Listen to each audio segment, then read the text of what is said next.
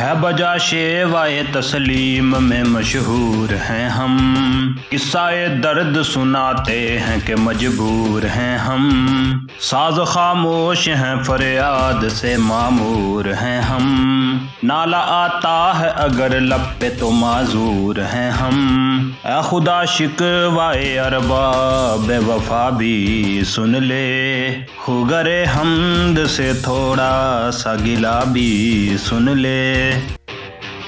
اردو میں کسی بات کے درست ہونے کی تصدیق کرنے کے لیے ہے بجا کا لفظ استعمال ہوتا ہے۔ شیوائے تسلیم ایسے طرز عمل کو کہتے ہیں جس میں انسان ہر آنے والے حکم پر سر تسلیم خم کر لے۔ سر تسلیم خم کو اس طرح سے سمجھ لیں جیسے نوکری پر سینئر اور باس کی ہر اچھی بری بات پر یس سر کہنا ہو۔ علامہ اقبال نے بند کے پہلے شعر میں یہی بیان کیا ہے۔ مسلمان کی ڈیفینیشن ہی یہ ہے کہ وہ اللہ کی طرف سے آنے والے ہر حکم پر سر تسلیم خم کر لے، پھر وہ 313 کا ہزار کے لشکر سے ٹکراؤ ہو یا سلطنت روما کو گرانا ہو، سر تسلیم خم ہے۔ لیکن اقبال کہتے ہیں اس کے باوجود میں شکوہ کر رہا ہوں تو یہ سمجھنا مشکل نہیں کہ درد کی شدت کس قدر بڑھ چکی ہے اور ہم کس قدر مجبور ہیں۔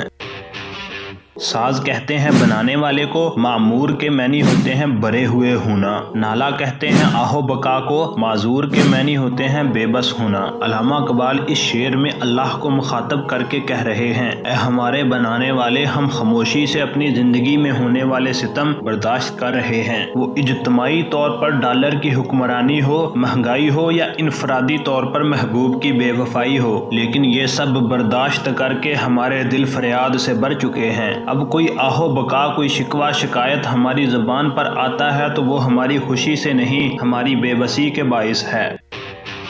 ارباب وفا کہتے ہیں وفادار دوست کو، شکوہ ارباب وفا کا مطلب ہوا وفادار دوست کی شکایت۔ خوگر حمد کے معنی ہے حمد کہنے والا۔ علامہ اقبال اس شعر میں یہ کہہ رہے ہیں کہ اللہ میں نے تیری بہت حمد بیان کی ہے، اللہ تو نے اپنے وفادار دوست سے حمد تو بہت سنی ہے، لیکن آج تھوڑا سا گلہ بھی سن لے، شکوہ شکایت بھی سن لے۔